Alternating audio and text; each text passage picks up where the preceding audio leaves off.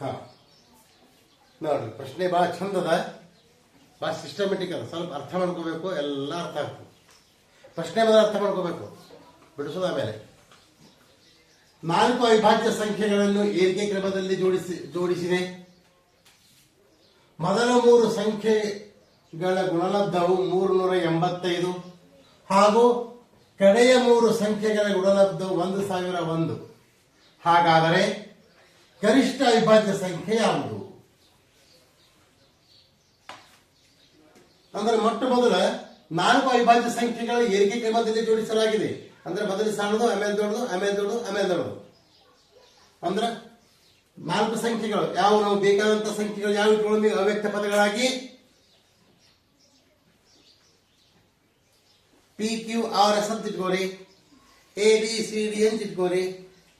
ಬೇಕಾದ್ರೆ ಅನುಕ್ರಮವಾಗಿ ಇಟ್ಕೋಬೇಕು. ಮೊದಲು ಸಣ್ಣದು, ಆಮೇಲೆ ದೊಡ್ಡದು. ಮೊದಲು ABCD ಇಟ್ಕೋಬಹುದು, PQRS ಅಂತ ಇಟ್ಕೋಬಹುದು. ಬೇಕಾದ್ರೆ ನಮ್ಮ ಅನುಕೂಲಕ್ಕೆ ತಕ್ಕಂತೆ ನಾವು ಬೇಕಾದ್ರೆ ಇಟ್ಕೋಬಹುದು. ಅಂದ್ರ ದತ್ತ ಅವಿಭಾಜ್ಯ ಸಂಖ್ಯೆಗಳು ಯಾವ ತರನಾಗಿರ್ಬೇಕು? ಅವಿಭಾಜ್ಯ ಸಂಖ್ಯೆಗಳು ಅಂದ್ರೆ ಅವಿಭಾಜ್ಯ ಸಂಖ್ಯೆಗಳು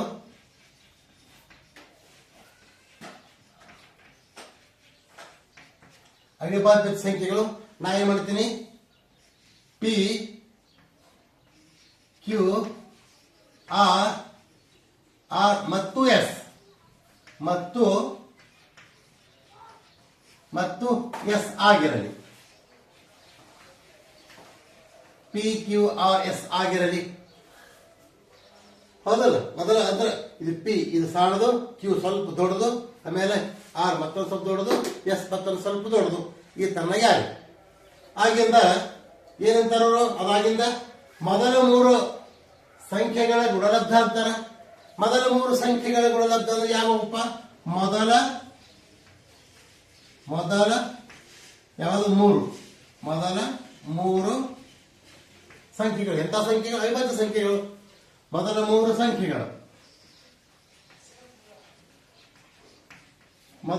ಸಂಖ್ಯೆಗಳು ಸಂಖ್ಯೆಗಳು ಅಂದ್ರೆ ಅವಿಭಾಜ್ಯ ಸಂಖ್ಯೆಗಳು ಅಂತ ತಿಳ್ಕೋಬೇಕು. ನಾವು ಏನೇ ಒಂದು ವಿಚಾರ ಹೇಳಿದ್ರು ಅವಿಭಾಜ್ಯ ಸಂಖ್ಯೆಗಳ ಮೇಲೆ ನಮ್ಮ ವಿಚಾರವನ್ನು ಮುಂದುವರೆದವು. ಮೊದಲ 3 ಸಂಖ್ಯೆಗಳು ಯಾವ್ಯಾವ ಇದ್ರೊಳಗೆ? PQR. ಹೌದಲ್ಲ? PQR ಮೊದಲ 3 ಸಂಖ್ಯೆಗಳು ಗುಣಲಬ್ಧ ಅಂದಾರ. ನಾವು ಗುಣಲಬ್ಧ ಮಾಡ್ಕೊಂಡೇ ಗುಣಮಲ್ಲ. ಹೌದಲ್ಲ? ಗುಣಲಬ್ಧ ಆಯ್ತು. ಮೊದಲ 3 ಸಂಖ್ಯೆಗಳ ಗುಣಲಬ್ಧ ಇಗ್ಗು ಅಂತ ಬರೀತೀನಿ, ಅಡ್ಜಸ್ಟ್ಮೆಂಟ್ ಮಾಡ್ಕೊಳ್ಳಿ. PQR ಅಂದ್ರೆ P into Q into R ಎಷ್ಟಾಯ್ತು?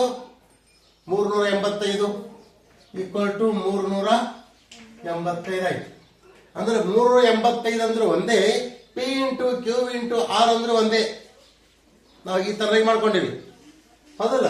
ಏನು ಪ್ರಾರಂಭದಿಂದ ಮೊದಲ 3 ಅಂತ ಅಂದ್ರೆ PQRS ನಲ್ಲಿ ಮೊದಲನೇದು ಯಾವುದು? P, ಆಮೇಲೆ ಎರಡನೇದು Q, ಆಮೇಲೆ R ಅಂದ್ರೆ PQR ಅದು ಮೊದಲದು ಅಲ್ಲ. ಇನ್ನು ನೆಕ್ಸ್ಟ್ ಏನಂತಾರ ಅವರು? ಕಡೆಯ 3 ಸಂಖ್ಯೆಗಳು. ಅಥವಾ ಮೊದಲ 3 ಆಯ್ತು, ಇನ್ನು ಕಡೆಯ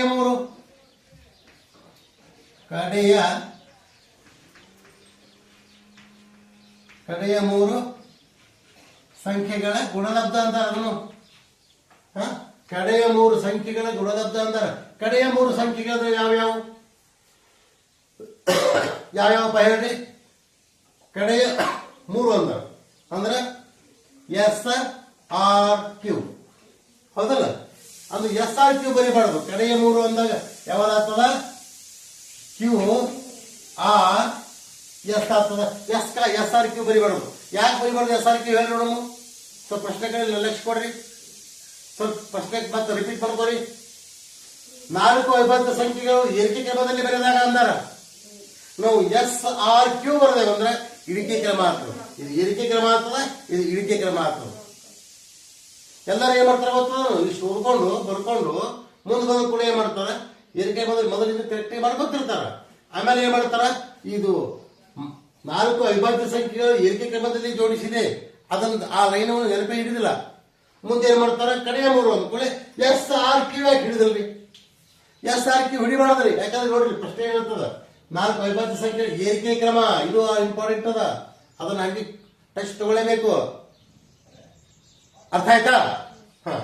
ಅಂದ್ರ ಗುಣಲಬ್ಧ ಅಂತೀವಿ, ಅಂದ್ರ ಇಂಟು ಇಂಟು ಆಯ್ತು. QRS QR ಅಂದ್ರೆ ಎಷ್ಟಾಗ್ಯದ? 1001 ಆಗ್ಯದ. ಅವ್ರು ಕೊಟ್ಟಾರಲ್ಲ ಗುಣಲಬ್ಧ 1001. ಹಾಗಾದರೆ ಗರಿಷ್ಠ ಅವಿಭಾಜ್ಯ ಸಂಖ್ಯೆ ಯಾವುದು? ಇದರಲ್ಲಿ ಗರಿಷ್ಠ ಅವಿಭಾಜ್ಯ ಸಂಖ್ಯೆಯನ್ನು ಕಂಡುಹಿಡಿಯಬೇಕಾಗಿದೆ.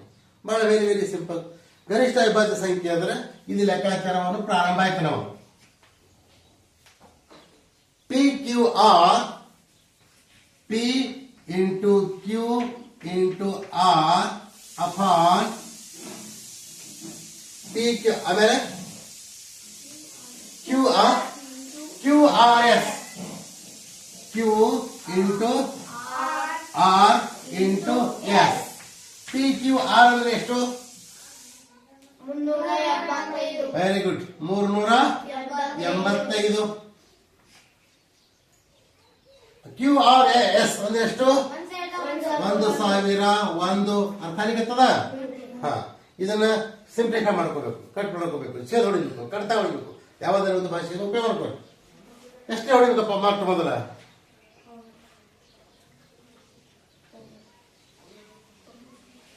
ಹೇಳಿ, ಪಟ್ ಪಟ್ ಪಟ್ ಹೇಳಿ. Very good. 7ರಲ್ಲಿ ಹೋಗ್ತದ. 7 ಎಷ್ಟಲೇ?